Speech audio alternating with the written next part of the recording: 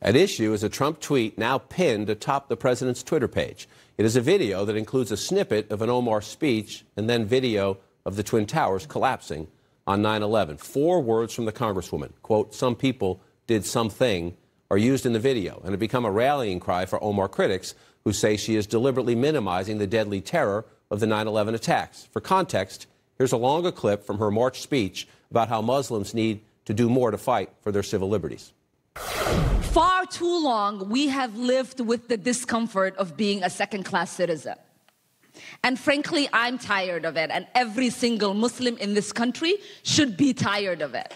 CARE was founded after 9/11 because they recognized that some people did something and that all of us were starting to lose access to our civil liberties.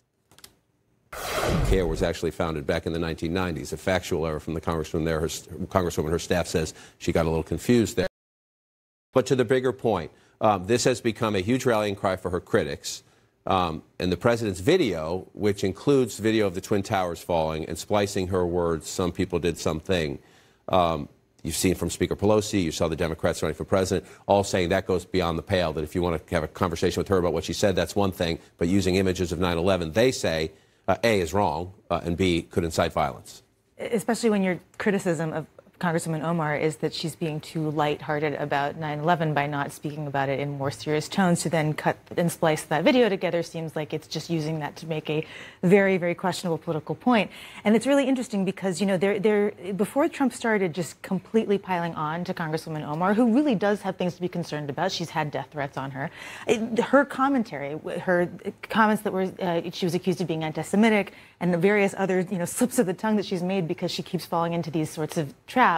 This was an issue that the Democrats were dealing with by themselves. There was proposals to maybe censure her on the floor.